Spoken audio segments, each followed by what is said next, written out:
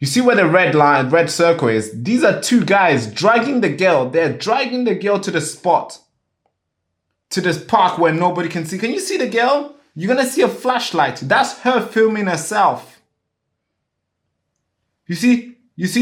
That guy is holding her. I don't know what he's holding. I don't know what he's doing. Okay, let me just say that. I don't know what he's doing. But you can comment down what you think he's doing. He's holding her in the private part. He's dragging her. The other guy is dragging as well. She's trying to film herself. So then she can have proof like, hey, this is happening. And during the report, she also asked them, in the video, she asked them, are you going to rape me? Because they looked like that way. Because, hey, you were talking to me nice. Now you're dragging me around. There's two of yous. Are you going to rape me? That's the question she asked them. Now, let's keep watching this. This is freaking... This is dangerous. And this is just coming from the CCTV above. And the lawyers are saying that if we get hold of the video that she recorded herself, there'll be riots. Everybody will be burning shit down. You're going to smash your TV. You're going to go out there and I don't know. You're going to kick somebody in the teeth.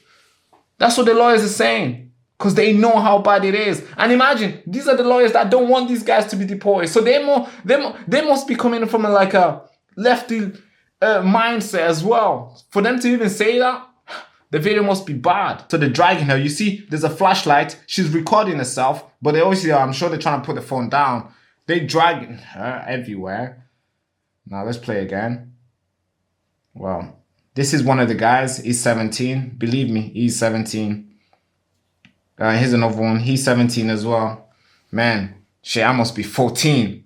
God. And the show host, Baraka Amuri.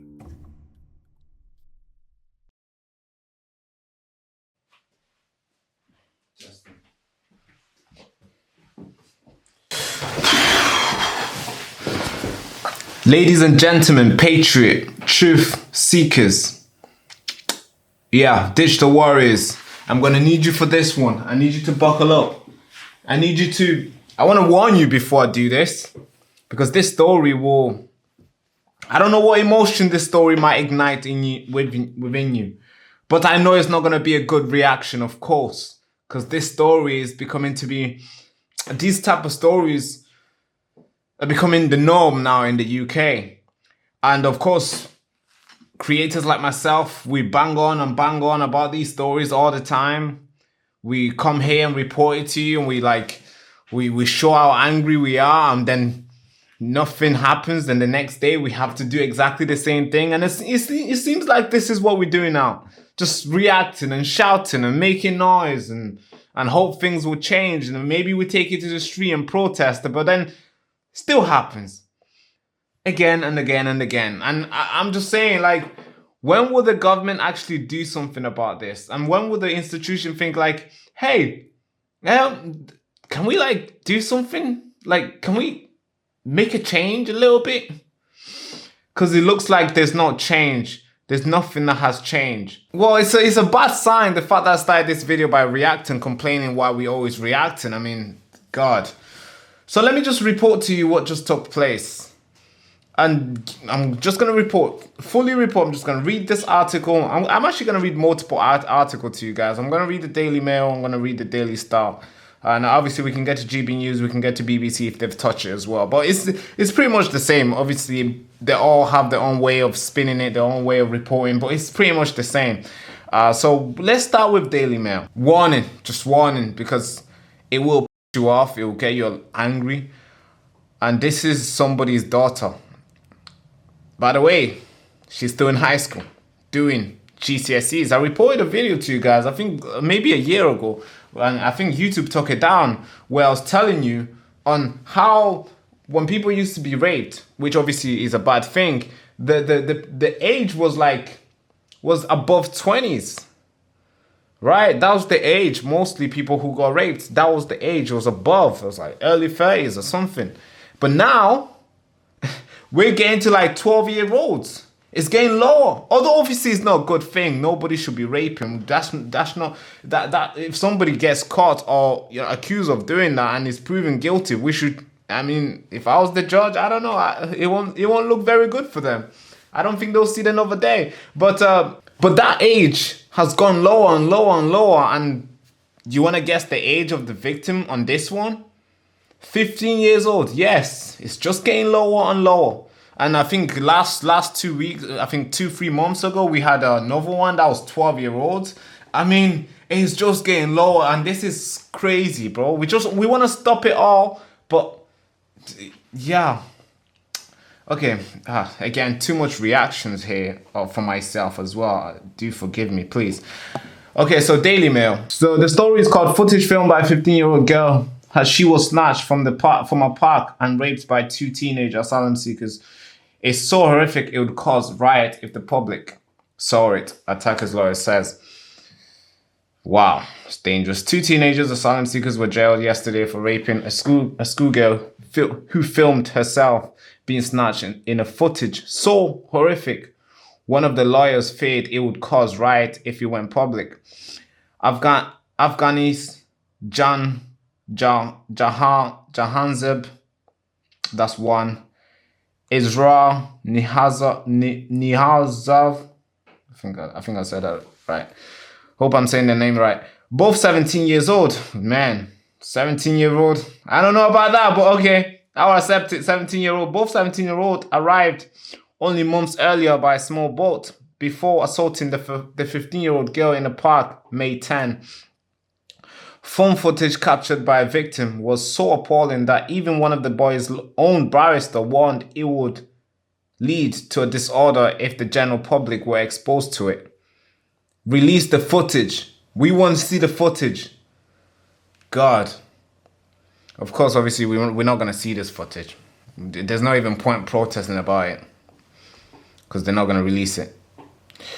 In a distressing 3 minutes clip, 3 minutes clip, girl could be heard crying, saying, I quote, "You are going to rape me," end quote, as she was dragged away from where she had been drinking with friends in Leamington Spa. The footage played at work, what a Crown Court yesterday, also showed her weeping, so crying.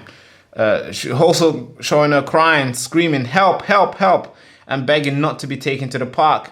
So she knew where these guys were taking her. They were dragging her to a park, and she knew what would take place. Hence, reason why she said this. This part here, "You're going to rape me," and she knew she was being dragged to the park, and she said, "Help, help," not to be taken to the park. She was forced to perform a sex act on the boys in a secluded area before she escaped and filmed more clips describing her ordeal. So bad thing that happened to her, her long thing that happened to her. She filmed the ordeal. I'm trying to simplify it for the guys. The girl was eventually found by a passerby who took her to a nearby police station where police officers were able to obtain vital forensic evidence. In an impact statement, the girl said, I quote, "The day I was raped changed me as a person. I'm no longer happy. A carefree teenager. This was my first sexual experience." Man, I don't know. I think everybody remembers their first time, and the fact that this is hers, it's freaking crazy, man.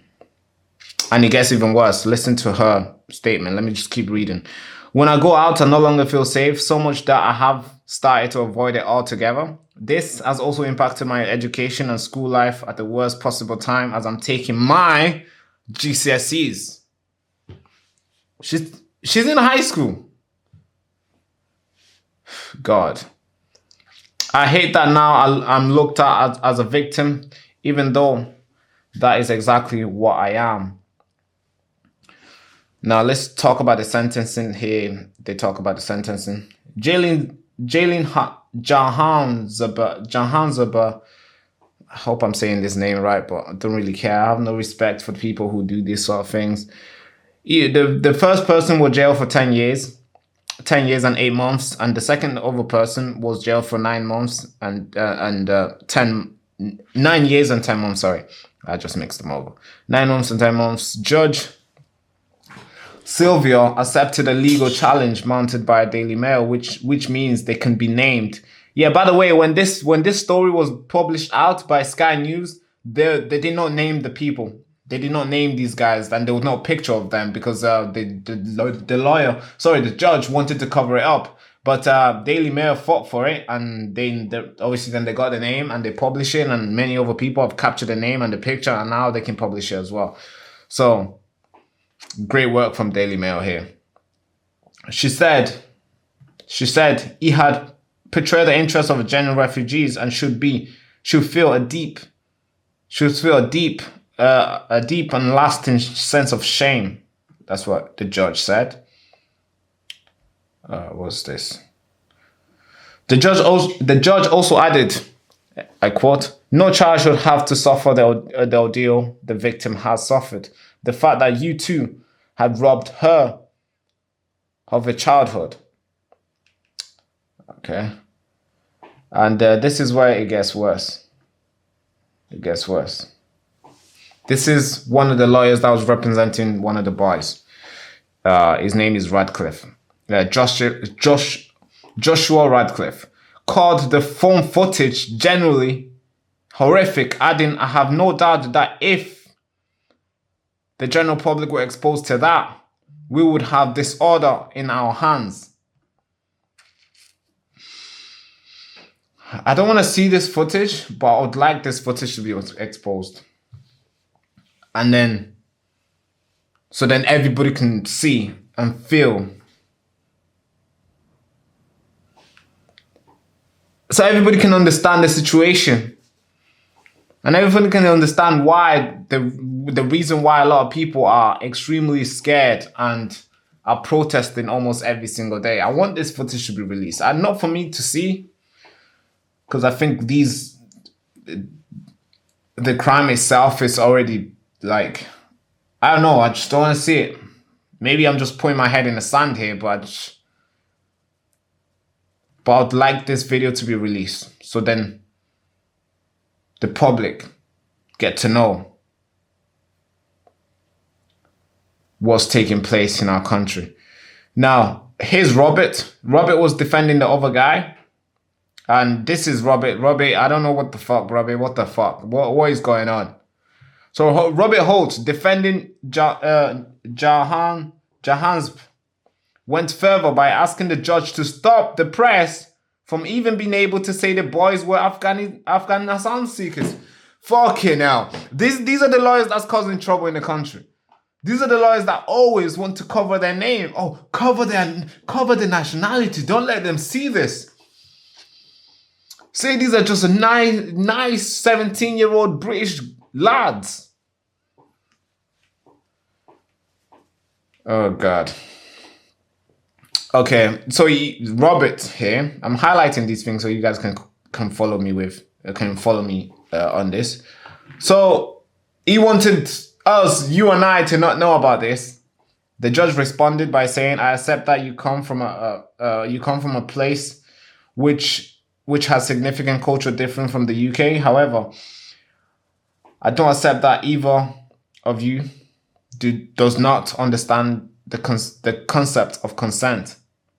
So obviously she denied that. She did not keep the nationality closely guarded the way Robert would have liked to. Now this is where I think this judge was on the right path. She was on the right path on this one. She had the right mindset for this case.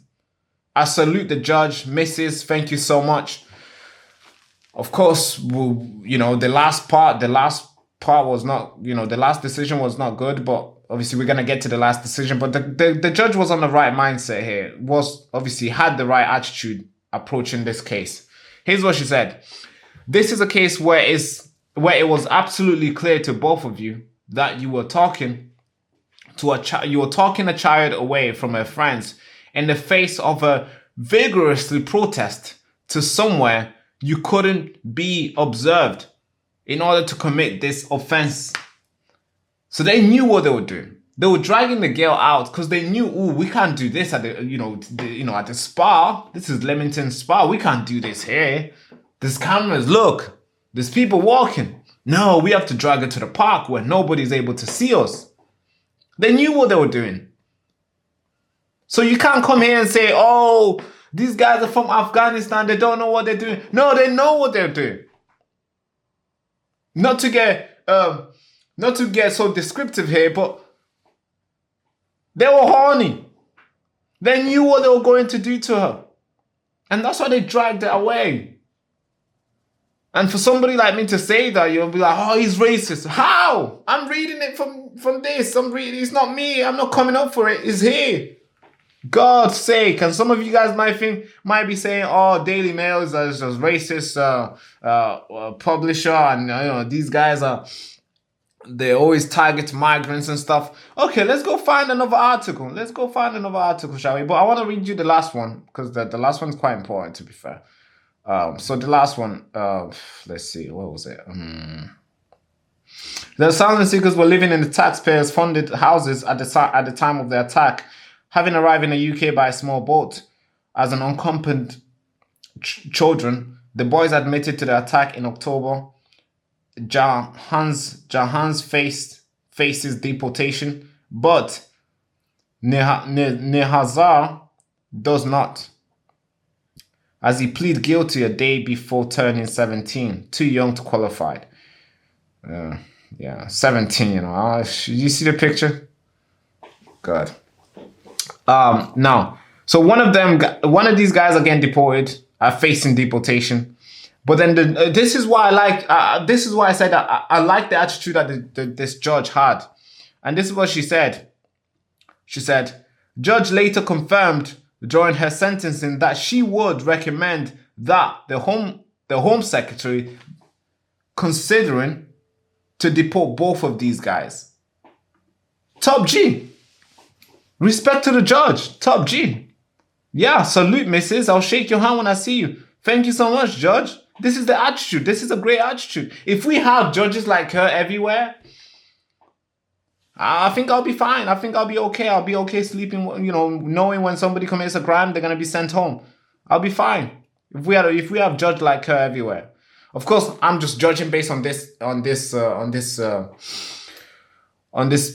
case. Maybe she would have, maybe she's going to fuck it the next one. Or maybe she has fucked it a lot of times and today she's trying to give us a little win. But I like this attitude. Now, if we go to the Daily Star, it's pretty much the same. I don't even think... Should I read this? I don't want to make the video too long.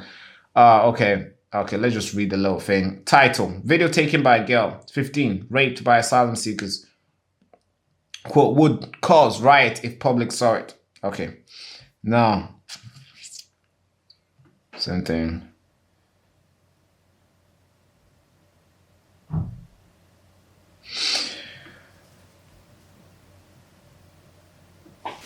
It's the same thing. It's the same writing.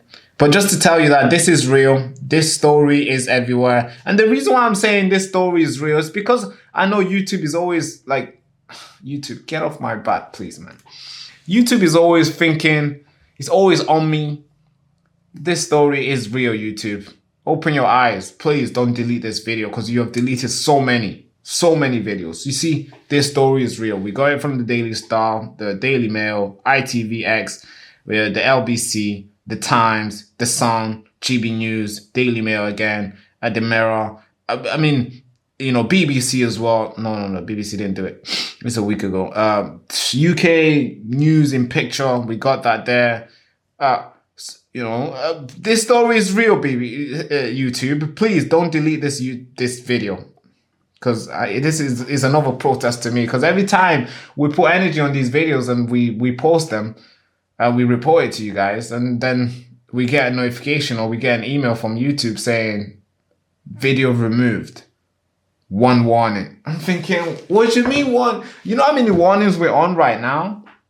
It's got to the point where we think heavily before posting because it's like, these guys are always giving us a warning. They're like, hey, one more offense, one more video that doesn't follow this, and this, your channel will be gone. I mean, that was, Bro, I don't know how this channel still stands because YouTube really wants to take it down. They really do want to take it down. But guys, something needs to be done. Something needs to be freaking done. But hey, let me play you that video. The video that they don't want you to see. Well, I don't have the full video. I'm not going to claim I do. But I have the videos that you can probably access as well. So here's the video. So here's the video.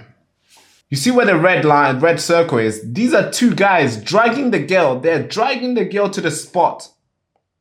To this park where nobody can see. Can you see the girl? You're going to see a flashlight. That's her filming herself. You see? You see? That guy is holding her. I don't know what he's holding. I don't know what he's doing. Okay, let me just say that. I don't know what he's doing. But you can comment down what you think he's doing. He's holding her in the private part. He's dragging her. The other guy is dragging as well. She's trying to film herself. So then she can have proof like, hey, this is happening. And during the report, she also asked them, in the video, she asked them, are you going to rape me? Because they looked like that way. Because, hey, you were talking to me now. You were talking to me nice. Now you're dragging me around. There's two of yous. Are you going to rape me? That's the question she asked them. Now let's keep watching this. This is freaking... This is dangerous. And this is just coming from the CCTV above. And the lawyers are saying that if we get hold of the video that she recorded herself, there'll be riots. Everybody will be burning shit down. You're going to smash your TV. You're going to go out there and I don't know. You're going to kick somebody in the teeth. That's what the lawyers are saying. Because they know how bad it is. And imagine, these are the lawyers that don't want these guys to be deported. So they must be coming from a lefty mindset as well. For them to even say that, the video must be bad. So they're dragging her. You see, there's a flashlight. She's recording herself. But they obviously, I'm sure they're trying to put the phone down. They're dragging her everywhere. Now let's play again. Well, this is one of the guys. He's 17. Believe me, he's 17. Here's another one. He's 17 as well. Man, shit, I must be 14. God. Yeah, this is bad, bro. This is really bad. This is really bad. And it's really sad to how they need to... This is what every girl has to go through now. Going outside is extremely dangerous for anyone. It doesn't matter. Even if you're a little boys are getting raped too. Not many people like to report this, but young boys are also getting it too. But it's extremely bad for girls everywhere. Every single place. Everywhere now in the UK. It's like to go outside, it's like it's a challenge. I mean, going outside and coming back home. I was talking to my team, literally, I think when we were out with Ben Habib, I don't know, I mentioned this on the last stream as well. I said, when I was outside with my team, we spoke about going home. Obviously, we were talking about, we got food and we left the Christmas marketplace because we didn't want to eat over there because there's too much, it's too busy. And when it's too busy, I get in my head, I get dizzy when I'm around a lot of people. I always like to keep my circle tight. I want to know who's who. I want to know everybody. I probably want to know everybody's name. So when there's too many people, I want to get away. So we bought food from the Christmas market and we went far away to like the library or something. Yeah, it was actually near the library, the Manchester Library. That's when we went to eat. Imagine, if you're from Manchester, you know where the food place is and you know where the library is. Yeah, that's very far, right? So we walked all the way there to go eat. So we can sit down in peace. And we had, had some, we had our food and stuff. And after that, we went home. She went home, I went home. And we texted each other, like, hey, you made it home. Yeah, I made it home safe. And we got on a call and we were like, man, making it home is extremely a thing that you should get a medal now, making it home. Because not many people do. And if they do get it home, they have some stories that they can tell of what took place, of what happened to them while they were outside. And thank God we don't have those stories. So we're actually celebrating the fact that we got home safe. Well, this lady, this 15-year-old girl, she can't share that story. Hundreds of girls too. Sadly, they can't share that story. And it looks like me and you, someday we won't be able to share that kind of story where we got home safe and we were like, oh yeah, nothing happened, safe stuff, great day. This is the country where we're living in right now, where it's like we all in this hut, and any day, any random day, your name might be picked up, and you're gonna have to go through it. I know, sounds bad, right? But it's true. But thank you so much for watching. If you're new to the channel, make sure you like, comment, subscribe. Without further ado, hand to the head, salute. Bye bye. So then I was born in a refugee camp in Tanzania. At the time, there's so many people ran there. A lot of people were going there, real refugees, after being butchered from the civil war that erupted in Congo. My parents applied for asylum to all the countries. They waited. Now, then I was born in that camp, the same camp. I'm talking tents. I was born there. Now, we're waiting for 14 years. We were waiting. Now, of course, these guys could choose to wait as well, but these guys hijacked that and they come in the country illegally. Now, the media will brand you guys racist, far right, the worst people here, the worst group here. How come the good group didn't invite me to go speak over there?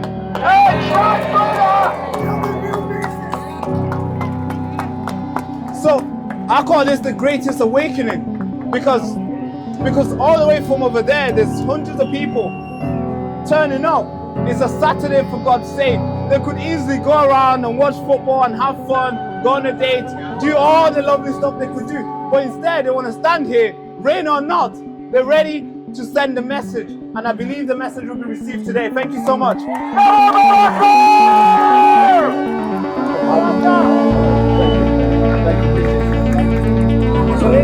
For anybody in the back who struggled to hear this young man's story, one incredible, brave young man. Oh yes, I did. You made it.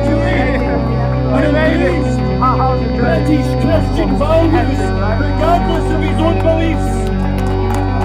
Let's hear it for Baraka. Thank you.